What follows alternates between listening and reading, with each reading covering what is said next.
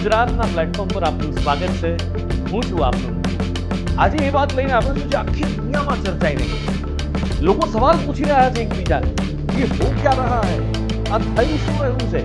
એક ટાઈમના એકબીજાના દુશ્મન, એકબીજાને ધમકીઓ આપતા ડોનાલ્ડ ટ્રમ્પ અને જિનપિંગ એક સ્ટેજ ઉપર એક સાથે, અને એમાંય ટ્રમ્પ પહોંચી ગયા ચીન. આખરે કેમ, શું કરવા? પેલું 100%, 150%, 200%, 500% ટેરિફ સુધીની વાતો થતી હતી, એનું શું થયું? ક્યાંક એવું તો નથી ને કે ટ્રમ્પ નાતરું કરવા ચીન પહોંચ્યા છે? નહીં, આ તો ટ્રમ્પ છે, કંઈ પણ કરે.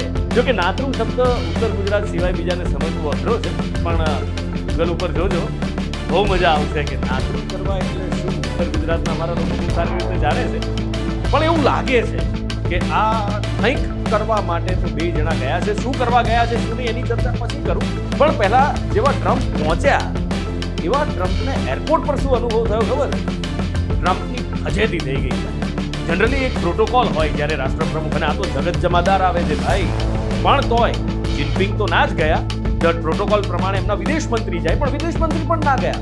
કોણ ગયું? ઉપરાષ્ટ્રપતિ હાન ઝેંગ ગયા અને એમનું સ્વાગત. હવે હાન ઝેંગ કેમ ગયા, આ તે એ બધું સવાલ છે, પણ સવાલ એ પણ છે કે આખરે ટ્રમ્પના સ્વાગત માટે જે ભવ્ય સફેદ વાદળી ગણવેશમાં 300 યુવાનો હતા, બેન્ડ હતી, પાર્ટી હતી, અને બહુ જબરજસ્ત સ્વાગત કરવામાં આવ્યું, પણ પ્રોટોકોલ કેમ તોડવામાં આવ્યો છે? આ સવાલ થાય ને મનમાં. એક ખટાશ કંઈક હોવી જોઈએ. આમ પણ આપણે નથી કહેવાતું મન મોતીને કાન એકવાર ભાંગે પછી જોડાય નહીં, ને જો જોડો ને પરાણ તોય એમાં એક તિરાડ તો રહી જ જાય. બસ આવું જ કંઈક થયું લાગે છે. જો કે આખી દુનિયામાં ચર્ચા હવે એ છે કે ટ્રમ્પ કેમ ગયા છે. કારણ કે એક બાજુ આપણે સારી રીતે જાણીએ છીએ, ચીન છે, રશિયા છે, ઉત્તર કોરિયા છે, આ એક ગ્રુપ ચાલી રહ્યું છે. બીજી બાજુ ટ્રમ્પ નાટોને લઈને બેઠા છે. નાટો અથવા નેટો, જે પણ તમે કહો, જનરલી અમે નાટો કહેતા હોઈએ છીએ આપણે સામાન્ય બોલચાલમાં. તે ટ્રમ્પ નાટોને લઈને બેઠા છે, અને ગ્રીનલેન્ડને લઈ અને નાટો અને ટ્રમ્પ વચ્ચે તું મેમે થઈ છે. એ પછી સાઉદી વોરની અંદર પણ જોયું આપણે કે યુરોપે કહી દીધું કે ભાઈ તમારે જોવું હોય જોઈ લો. આમ પણ જયશંકરે કહ્યું હતું ને પહેલા જ, યુરોપ માટે તો એ બહુ સારી રીતે ભારત પહેલા જ જાણતું હતું. જયશંકરે, આપણા વિદેશ મંત્રી એસ જયશંકરે કહ્યું હતું કે યુરોપે સમજવું પડશે કે યુરોપની સમસ્યા દુનિયાની સમસ્યા નથી, અને જો દુનિયાની સમસ્યા યુરોપની સમસ્યા હોય તો યુરોપ ઇન્ટરફિયર કરે. પણ ટ્રમ્પ એ વખતે સમજ્યા નહીં. આશા અપેક્ષાઓ ઘણી બધી રાખી. એટલે એક બાજુ મિડલ ઇસ્ટમાં ગમે ત્યારે કંઈ પણ થઈ શકે છે, અને એ બધા વચ્ચે ટ્રમ્પનું ચાઇના પહોંચવું એ કંઈક મોટો અણસાર આપી રહ્યું છે. ચીન એવું કહેવાય છે કે અત્યાર સુધીમાં સાયલેન્ટ મદદ કરતું, જો કે એની કોઈ પુષ્ટિ, કોઈ પુરાવા આપણને ઓફકોર્સ અત્યાર સુધી નથી જ મળ્યા. પણ સવાલ એ છે કે જો આ વાત સાચી છે કે ચીન અત્યાર સુધી ઈરાનને મદદ કરતું હતું બેકડોર રહીને, પાછલા પડદા પાછળ રહીને, તો પછી ટ્રમ્પ હવે પહોંચ્યા કેમ?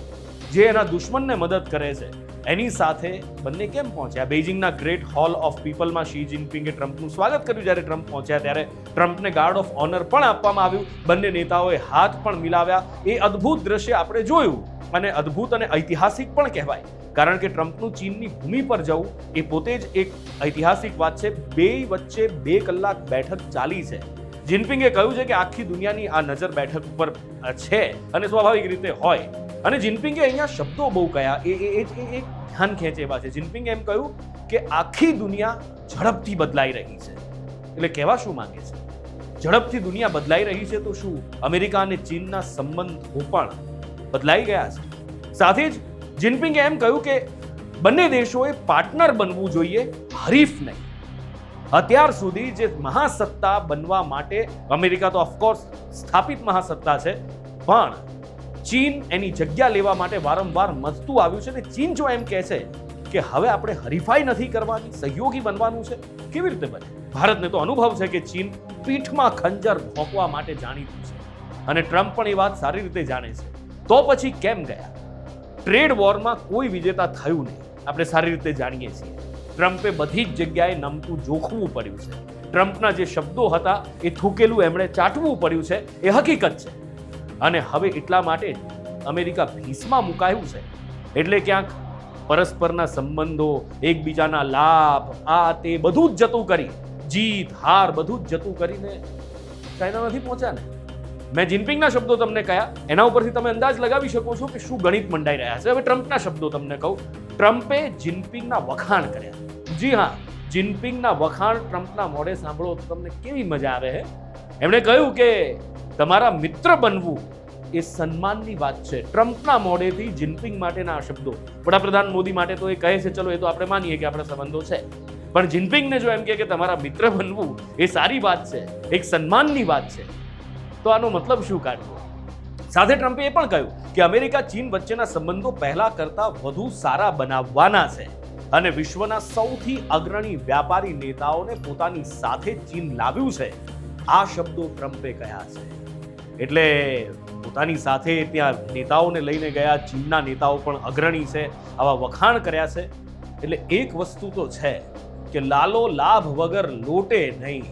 ટ્રમ્પ જો ગયા છે તો મનમાં કંઈક મનસા લઈને તો ગયા છે. ક્યાંક $9 લાખ એ ડીલની જે ચર્ચા થઈ રહી છે એ તો આ નથી ને?